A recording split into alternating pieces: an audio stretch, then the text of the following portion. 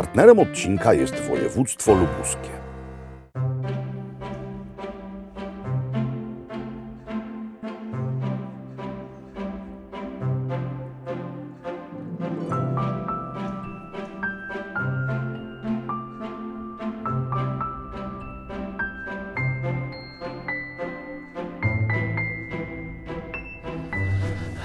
Szanowni Państwo, moi drodzy, jestem w Gorzowie Wielkopolskim. Mieście wyjątkowym na skalę ogólnopolską. Są bowiem, z tego co dobrze wiem, tylko dwa województwa w naszym kraju, które mają dwie administracyjne stolice.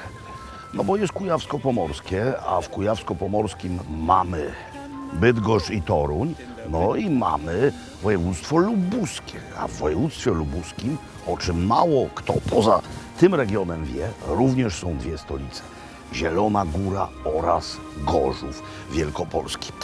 Miasto, które założono w XIII wieku, zrobili to margrabiowie brandenburscy, Brandenburgia, potem Prusy, potem Niemcy i tak do roku 1945. Zatem mamy tutaj architektonicznie przekrój przez niemal całość dziejów. Widzieliście przed chwilą katedrę z początków miasta, czyli średniowieczną. Widzieliście przed chwilą za mną i za chwilę znowu zobaczycie stare kamienice. Tutaj są plomby wzorowane na dawnej, tradycyjnej zabudowie, ale pochodzące z czasów PRL-u. A tutaj PRL czysty, czyli bloczki w rynku. Tak to tu wygląda, ale to jest tylko rynek, a my będziemy oglądać zarówno samo miasto, jak i jego okolice. Miasto do 1945 roku nazywało się Landsberg an der Warthe, czyli Landsberg nad Wartą. I najsłynniejszą landsberżanką jest niemiecka pisarka Christa Wolf. Ona tutaj przyszła na świat, tu spędziła dzieciństwo, potem mieszkała w NRD. Bardzo do dzisiaj znana w świecie niemieckojęzycznym i nie tylko autorka. Ona już nie żyje. Jej twórczość również na język polski tłumaczono. Jeśli ktoś chce poznać opisy Landsbergu z czasów niemieckich, to ta książka, Wzorce dzieciństwa, właśnie o tym między innymi mówi. A dzisiejszy Gorzów Wielkopolski upamiętnił panią Christę tą oto ławeczką. Jeszcze jedna ważna rzecz tutaj. Gorzów Wielkopolski. Tak nazwano to miasto po II wojnie światowej, chociaż nie jesteśmy w Wielkopolsce. To jest ziemia lubuska, ale już abstrahując od podziałów administracyjnych, to nigdy nic wspólnego z Wielkopolską nie miało. I ostatnio również mieszkańcy zaczęli się zastanawiać, czy ten Wielkopolski w nazwie ma być. No i był plebiscyt i większość wypowiedziała się, żeby Gorzów pozostał w nazwie Wielkopolski. Skoro chciała tak większość, tak jest.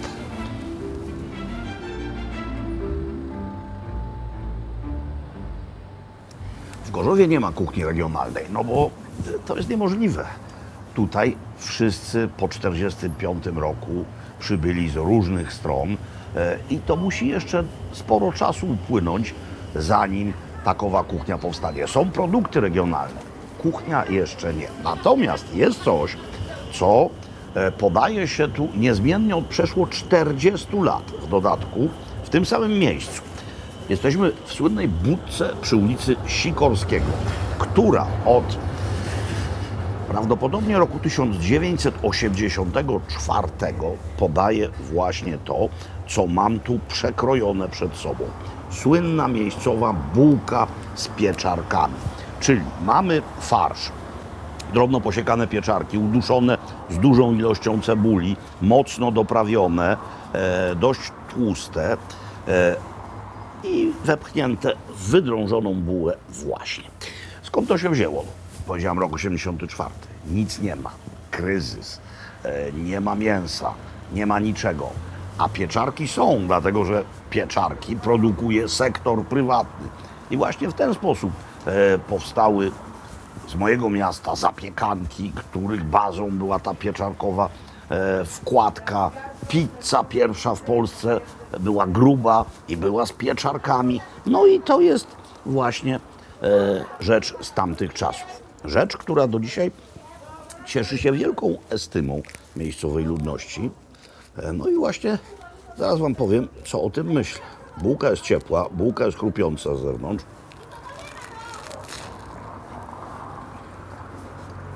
Farszu jest dużo. Farsz jest dobry. Kurczę, wolę to od zapiekanek czy też pasztecików szczecińskich. Niezwykle porządna rzecz. Naprawdę. Wiecie, konieczność, potrzeba matką wynalazków. A jak wynalazek jest dobry, to on trwa. Tutaj ludzie stoją w kolejce, żeby to kupić. Buła z pieczarkami. Będę już wiedział. Gorzów to również to.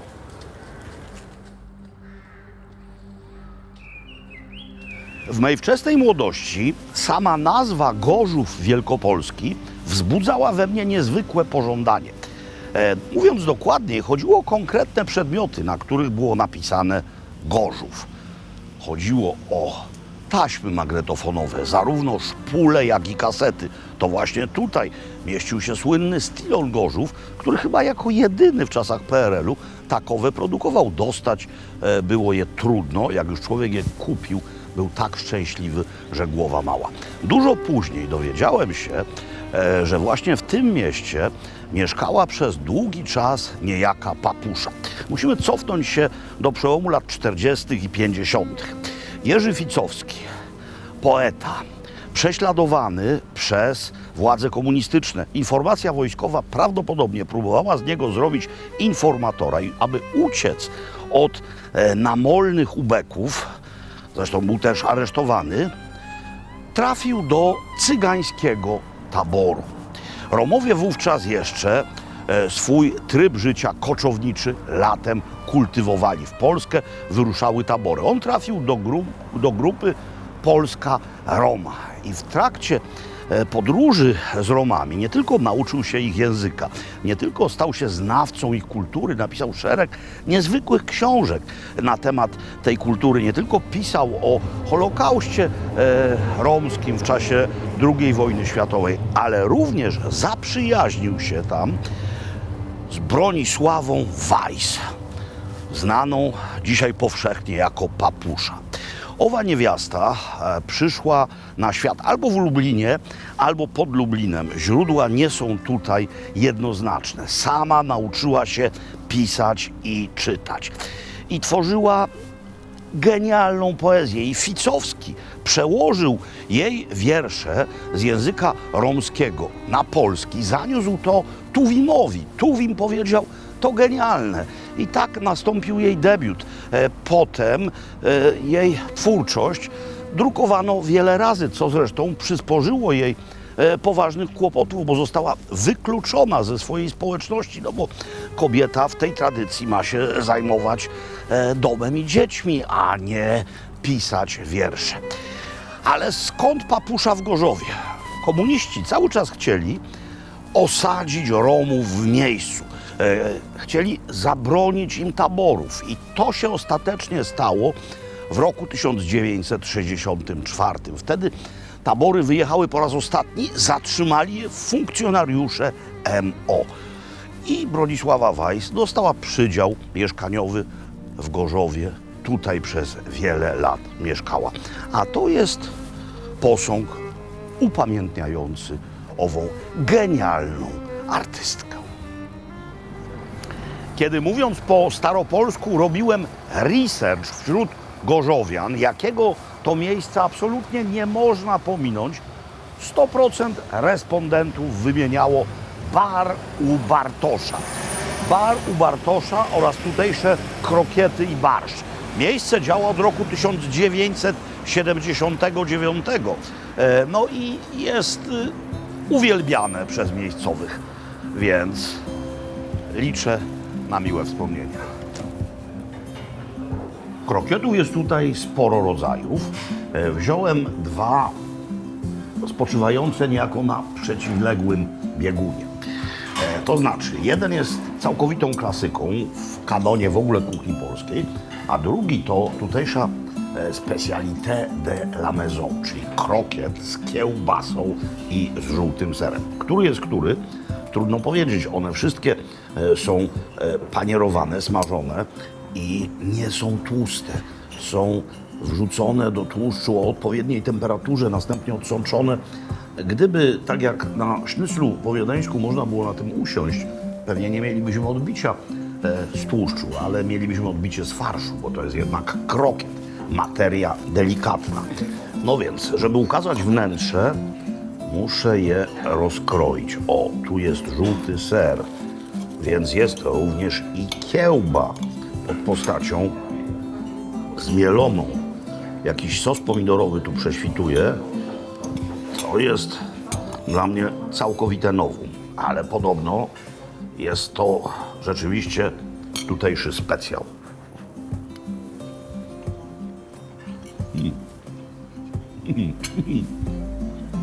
Dobry krokiet. U mnie w domu w czasach PRL-u, jak zostawała kiełbasa i różne inne skrawki wędlin, to się je mieliło i robiło łazanki. To jest podobna koncepcja. Od 79 roku bar istnieje. A tutaj zobaczcie, kapusta i grzyby, też pieczarki. Te pieczarki ratowały nas przez więcej niż dekadę.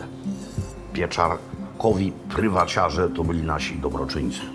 W latach 80. zwłaszcza.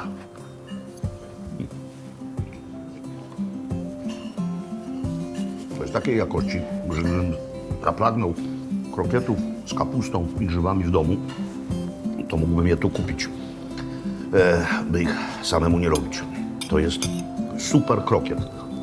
No i jeszcze barszcz. Wyraźnie czosnkowy, zarazem słodkawy i kwaskowy, ale żaden z tych smaków nie dominuje, co jest kluczem do sukcesu. Słuchajcie, no, to jest piękne. Jak coś działa, jak coś jest dobre, to niechaj trwa, trwa, trwa. Jak najdłużej. Skoro w dawnej niemieckiej nazwie miasta mamy wymienioną rzekę, no to wypada przyjść nad Wartę. Wypada to zrobić choćby dlatego, że są tutaj niezwykle przyjemne spacerowo bulwary. Warta znacznie szersza niż na przykład w Poznaniu, ale pamiętajmy, że jesteśmy w dolnym biegu tej rzeki. Zatem ona niedaleko stąd kończy swój bieg i wpada do Odry. Stare miasto i wszystko, co dotychczas widzieliście, jest po tej stronie rzeki. Ale to nie znaczy, że po tamtej stronie Warty nie ma Gorzowa. Jest. A w dodatku właśnie tam jest coś niezwykle istotnego dla tradycji miasta powojennej. Stadion żużlowy mianowicie. Kilka lat temu na plaży w Dalmacji podsłuchałem rozmowę chłopców ze Słowenii. Jeden z nich mówił, że właśnie wybiera się z ojcem do Gorzowa, a drugi mówił, że do Gorzowa może też pojadą, ale byli już w Zielonej Górze. Pomyślałem sobie, o co chodzi, ale słuchałem dalej. Okazało się, że to byli fani żużla. Jak się ktoś żużlem nie interesuje, to nie wie o tym, że lubuskie jest potęgą żużlową nie tylko w skali ogólnopolskiej. Tu w Gorzowie mamy słynną Stal Gorzów, a w Zielonej Górze mamy równie słynny Falubas. I żużlowcy stamtąd to są gwiazdy, zresztą też tam jeżdżą gwiazdy światowego żużla z innych państw. To jest dowód na to, dowód na pamięć. Wdzięczni mieszkańcy Gorzowa ufundowali ten pomnik Edwardowi Jancarzowi, wybitnemu żużlowcowi, który jeździł w barwach Stali właśnie. Był drużynowym mistrzem świata, miał w mistrzostwach świata brązowy medal. Koniec lat 60., całe lata 70. i początek 80. Jeden z najwybitniejszych polskich sportowców. Właśnie stąd. Dzisiejszy wieczór Jak to na Gorzów przystało, zakończymy w jazz klubie pod filarami. To jeden z najstarszych klubów muzycznych w całej Polsce, od lat 80. specjalizujący się właśnie w propagowaniu muzyki jazzowej. Jeden z najstarszych, bo działa od lat 60. No, występowały tutaj same sławy. Wspomnę tylko kilka nazwisk tych najwyższego lotu zagranicznych. No, na przykład Arturo Sandoval, John Scofield, Nigel Kennedy. Oni tutaj wszyscy grali. Wspaniały festiwal Jazz Celebration. To właśnie wszystko odbywa się tutaj. A tędy się wchodzi. W klub organizuje niezwykłą akcję pedagogiczną od wielu, wielu lat, od roku 1986. Nazywa się to Mała Akademia Jazzu. I w ramach tej inicjatywy muzycy, wybitni muzycy, nie tylko z Polski, również z zagranicy, spotykają się z młodzieżą, jeszcze z dziećmi, z młodzieżą, bo chodzi o szkoły podstawowe i ponadpodstawowe. I ci artyści pokazują w praktyce, czym jest jazz, ale mówią nie tylko o jazzie, mówią o płynności niektórych gatunków muzycznych, mówią o korzeniach nowoczesnej muzyki, mówią o bluesie.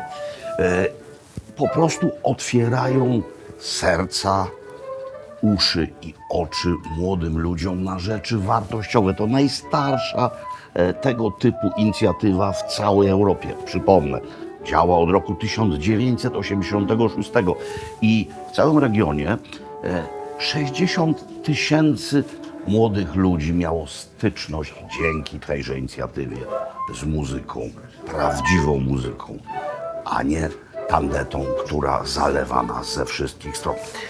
Koncert, którego początek już możemy śledzić za mną, to dwóch artystów. Na saksofonie Marek Konarski, na akordeonie Jarosław Buczkowski.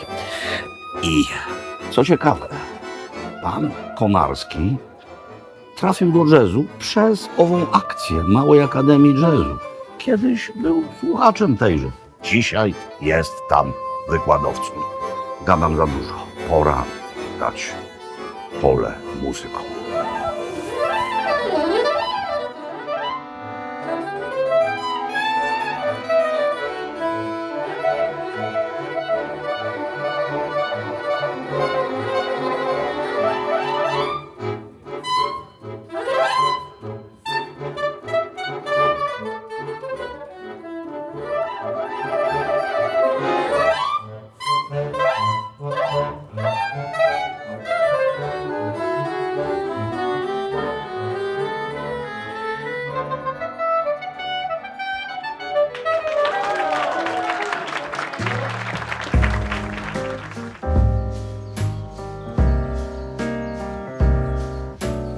Wspaniały nam dzień nastał, pogoda cudowna, tym lepiej, bo tym bardziej docenicie piękno tego miejsca w słońcu. Jesteśmy raptem kilka kilometrów od Gorzowa. Jesteśmy we wsi Santok, wspaniale położonej. Ta rzeka, która tutaj wartko płynie, obok mnie, to ta sama rzeka, która płynie przez Gorzów. To jest Warta, ale kawałeczek stąd do Warty wpada Nopeć. Ów most, który widać na horyzoncie, to jest most już nad Notecią. Zatem niezwykle strategiczne położenie, wykorzystywane od czasów wczesnego średniowiecza. Na tym zielonym wzgórzu był wczesnośredniowieczny słowiański gród. Rzeki kiedyś miały nieco inny bieg, zatem owa zieloność była praktycznie ze wszystkich stron kiedyś otoczona wodą. No i Santok, wymieniany w dawnych kronikach. On był najpierw słowiański, bez określonej państwowości, potem należał do państwa pierwszych Piastów, a od XIII wieku najpierw Brandenburgia, potem Prusy, potem Cesarstwo Niemieckie, potem Niemcy do 1945 roku. Ale w opowieści o dzisiejszym Santoku, no oczywiście położenie to tutaj nadrzeczne, rekreacyjne jest bardzo ważne. Ale moim skromnym zdaniem najważniejsze jest to, co zaraz nad rzeką się wznosi. To jest morena, to są łagodne wzgórza i właśnie tam się teraz udamy. Lodowiec jednak do czegoś się przydał. Morena, którą po sobie pozostawił, to idealne siedlisko winiarskie, czyli terroir. Wiedzieli o tym Niemcy, bo od XIII wieku do 1945 uprawiano tutaj winorośl i wytwarzano wino. Ale potem ta tradycja przez PRL została całkowicie przerwana. W okolicach Zielonej Góry było inaczej. Tam również w czasach PRL-u kontynuowano ową działalność winiarską. Tutaj nie. Ale, i to jest najwspanialsza wiadomość, tradycje winiarskie tu się odradzają. Jesteśmy we wsi Górki, no zaraz koło Santoka. I działa tutaj stowarzyszenie winiarzy grupujące w tej chwili 10 producentów. To jest młode stowarzyszenie. Nie wszyscy jeszcze mają wino, bo niektórzy mają zbyt młode krzewy. Niektórzy mają. I to jakie?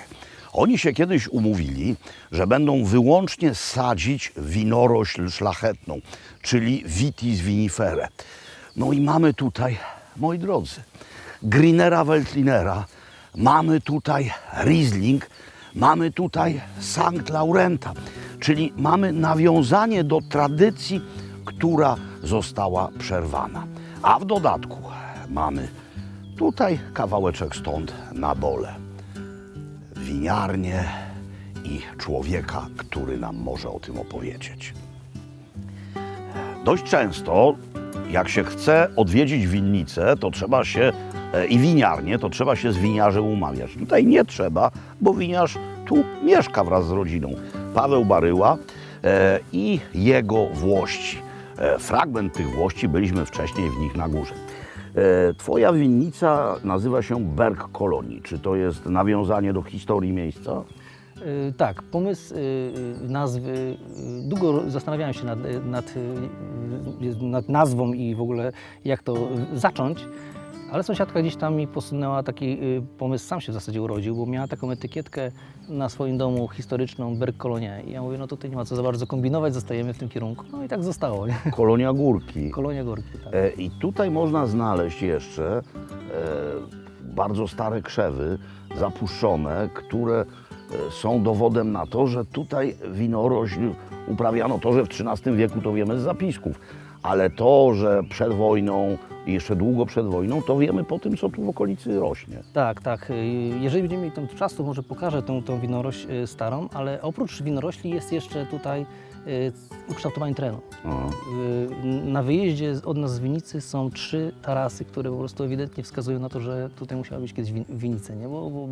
Bo na południowym idealnym stoku, więc tak naprawdę nie tylko winorośle gdzieś tam zachowane przy starych stodołach, ale też po prostu właśnie ten teren, nie? Pokazuje to. Ale zarówno ty, jak i stowarzyszenie, któremu szefujesz, Tak. To już jest to najnowsze pokolenie winiarzy w Polsce, którzy postanowili nie sadzić bezpiecznych, ale dość często monopomnych w smaku hybryd, lecz sadzić wyłącznie winorośl szlachetną. I tak się umówiliście i tak robicie. Jakie szczepy za to? Tak. Taka była koncepcja od samego początku właśnie, żebyśmy nie rozdrobnili za bardzo tego wszystkiego, żeby się nie okazało, że po iluś tam latach mamy 100 szczepów i nie jest to wszystko jakby utożsamione z naszym rejonem. Więc skupiliśmy się na kilku szczepach. Z białych mamy właśnie Grinera, Veltlinera, Rieslinga, tak jak już prędzej było wspomniane, Pinot Gris. Z czerwonych mamy Tauberschwarza i San Laurenta. I to są szczepy, które każda z naszych winnic ma. I najfajniejsze jest to właśnie, że często jak się spotykamy, to próbujemy właśnie Grinera, Veltlinera Moi drodzy, z każdej winnicy. to było niezwykłe. Kiedy ja pierwszy raz miałem właśnie w rękach tę etykietę. 3 lata temu jakoś to było. Tak, pies jest piękny, on się gdzieś tutaj kręci, leży chyba pod stołem, pilnuje nam półmiska wędlin i serów, ale zobaczcie, Griner Veltliner w Polsce, czyli nagle dożyłem czasów, który o tym Greenerze gada przecież od lat, który specjalnie przedsiębrałem wyprawy z Krakowa, żeby pojechać do Austrii, nawet do pierwszej możliwej winnicy w Dolnej Austrii albo na Morawę i przywozić sobie tego Greenera. I teraz już nie muszę. Teraz po prostu nie dość, że mamy Greenera z Polski, to w dodatku to wino, mimo że krzewy są bardzo młode przecież. Tak, tak. I tak naprawdę ich potencjał za 10-15 lat będzie w piku formy, w szczycie formy, to tutaj w nosie jest wszystko to, co w Greenerze być powinno. Czyli jest ta owocowość, jest przede wszystkim ta pieprzność, jest to charakterystyczne takie delikatne szczypanie w język. Greener to szczep, który ma również niezwykły potencjał przechowywania. To nie jest tak, że Greenera trzeba wypić w 3-4 lata po zrobieniu. No i to jest absolutnie piękne i cieszę się, że to dobro się po prostu szerzy. Moi drodzy, jak będziecie w tych okolicach, tutaj można przyjeżdżać, można się umawiać, organizujecie jako stowarzyszenie różne imprezy, u Was się koncerty odbywają. Tak. Czyli czego mają szukać potencjalni przybysze, turyści? Znaczy tak, przede wszystkim turyści, którzy chcą zwiedzić rejon winiarski, to jako Stowarzyszenie Santockie Winice organizujemy imprezy. Już 3. edycja w tym roku będzie Slow Santok. Jest to taka mała impreza, w której łączymy kuchnię nowomarchijską właśnie z winami. I to wynajdujemy dziwne naprawdę potrawy z książki tej historycznej. Aha. I my je tam wszystkie... Kiedy to się dzieje? 20-21 czerwiec. Zapraszamy. Może będziesz przejazdem gdzieś tutaj. Chyba niestety będę gdzie indziej, ale wy 20-21 czerwiec. 20-21 czerwiec, tak. I co jeszcze robicie? Poza tym na naszej winnicy robimy koncerty plenerowe i to jest taki już tam któryś rok z kolei, chyba trzeci, Kasia? Trzeci, tak. I robimy, artyści, są leżaki, jest klimat, jest winko. Drodzy Państwo, szanowni moi, wino to kultura. Wino to fragment kultury i dziedzictwa niematerialnego, a czasami również materialnego danego regionu. Więc cóż mogę powiedzieć? Dobro i kultura się szerzą. Polski Greener Veltliner. W zasadzie czuję się, jakby moja misja była niemal spełniona. No tyle lat gadania o tym i teraz nasz Greener. Dziękuję Ci serdecznie. Ja bardzo dziękuję za odwiedziny.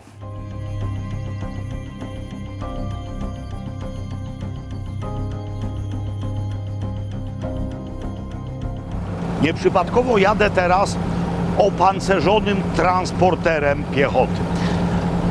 Bowiem jeśli jest się w Lubuskim, nie można nie odwiedzić międzyrzeckiego rejonu umocnionego. To jedna z najwspanialszych atrakcji historycznych związanych z militariami, jedna z najwspanialszych nie tylko w skali naszego kraju, ale w skali całego kontynentu. Miejsce niezwykłe, o którym będę chciał Wam jak najlepiej, choć nie godzinami, opowiedzieć i pokazać tyle, ile się da.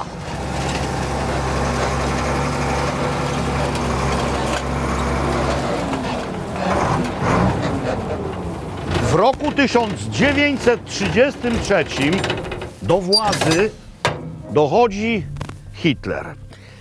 Oczywiście Hitler nie ukrywa, że jego celem jest ekspansja. No, napisał zresztą o tym w Mein Kampf, ale ta ekspansja może się dokonać wówczas, kiedy Niemcy będą do niej gotowe, czyli potrzebne są zbrojenia.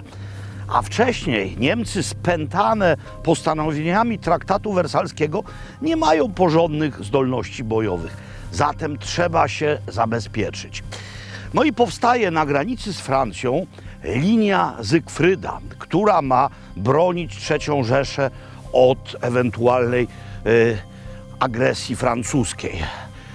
Ale znacznie potężniejsze, znacznie bardziej zaawansowane umocnienia powstają tutaj, tuż przy przedwojennej granicy między Niemcami a Polską.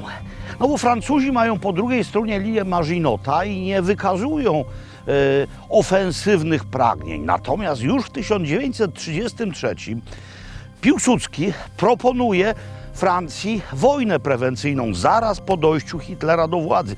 W tej misji zostaje wysłany Wieniawa, ale Francuzi odrzucają ową petycję i pozostają w cieniu swej linii Maginota. Jak to się skończyło, wiemy. Tak czy inaczej, Niemcy zaczynają budować tutaj fortyfikacje niezwykle zaawansowane. I właśnie teraz będziemy się w nie zagłębiać. Międzyrzecki rejon umocniony, czyli MRU, najbardziej zaawansowany fragment i najpóźniej wybudowany całego szeregu fortyfikacji, całej linii fortyfikacji na całej ówczesnej granicy polsko-niemieckiej. Niemcy na to mówili Ostwall, czyli wschodni mur. Linia Zygfryda przy tym to był pikuś.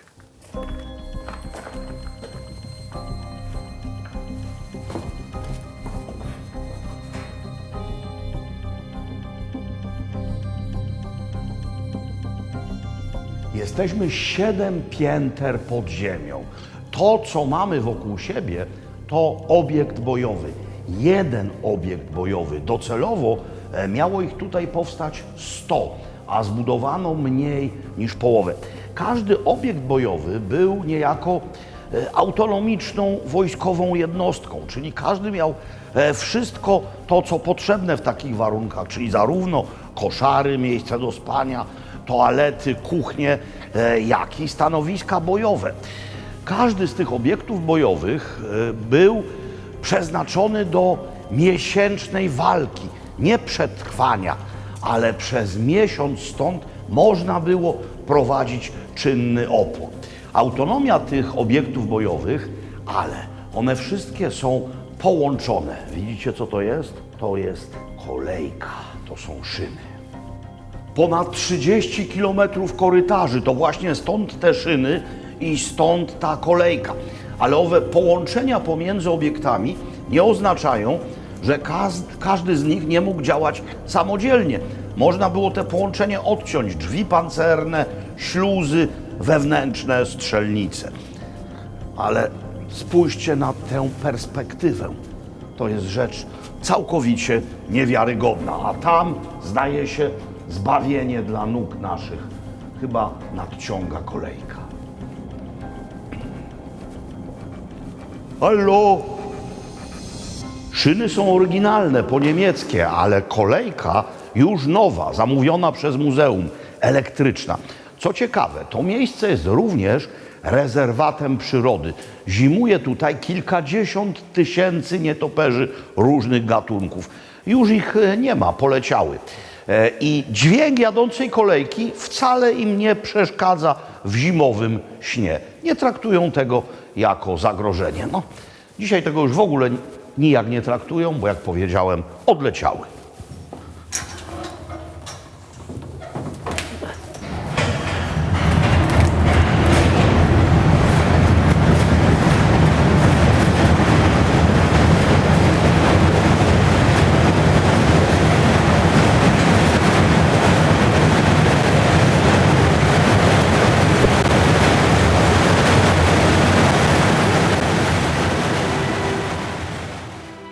O skali tych umocnień najlepiej świadczy długość zwiedzania. Optymalna trasa to 6 godzin, chociaż można tutaj chodzić nawet godzin 8. Nic więc dziwnego, że jak się człowiek z tymże zwiedzaniem wielogodzinnym zmierzy, to potem jest głodny. Na szczęście przy samym parkingu działa bar, który podaje jedną rzecz kojarzącą się idealnie z tym miejscem. Za mną jest kuchnia polowa i mamy tutaj wojskową grochówę. Jakby ktoś nie był fanem grochówki, to są też na miejscu robione pierogi ruskie. Ale ja fanem grochówki jestem. Stoi łyżka. Widzicie? Stoi. Aha, to jest gęsta grochówa. Jest boczek. Jest majeranek. Jest wszystko jak trzeba. Dobrze, że nie zjadłem tego przed wejściem, bo mógłbym gdzieś tam przysnąć w kącie, a potem jakbym się obudził, nie wiedziałbym jak stamtąd wyjść. Proponuję zatem najpierw zwiedzanie, potem grochówka, ewentualnie pierogi. Jakie pierogi? Pierogi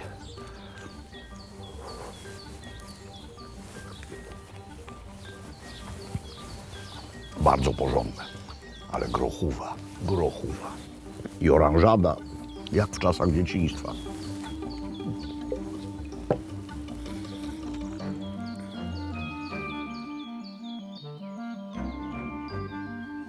By zwieńczyć odcinek, wracamy na bulwary nad Wartę. Wiadukt kolejowy, a w nim dużo miejsca. No i te miejsca są teraz urządzane z pożytkiem również dla konsumentów.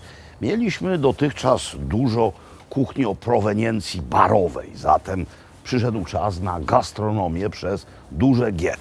Chodzi o to, by pokazać Państwu, że tutaj również są eleganckie restauracje. Oto jedna z nich, japońska w dodatku, Nasu. Mówiono nam, że koniecznie musimy tu wpaść, więc to czynimy.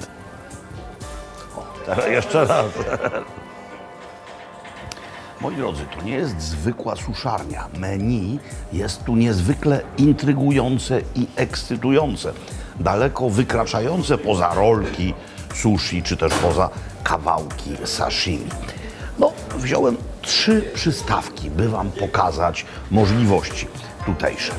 To jest tatar z tuńczyka błękitno-płetwego. Do tego oczywiście przyprawy, ale również na miejscu wypiekane bułeczki maślane przepiękne. Te maślane bułeczki są wykorzystywane w mini burgerkach. Te burgerki to jest wagyu wymieszane z antrykotem z polskiej wołowiny. Są tutaj oczywiście również steki z wagyu, jeśli ktoś chce.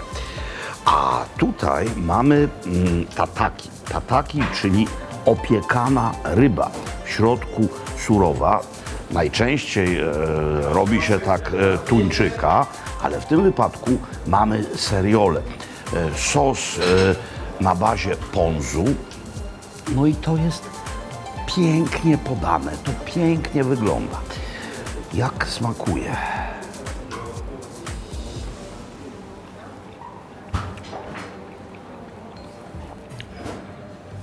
To jest wspaniałe danie. Tuńczyk błękitno-płetwy to jest prawdziwy rarytasik. Uszczknę nieco też tej maślanej bułeczki, gdyż maślane bułeczki niezwykle mnie kręcą.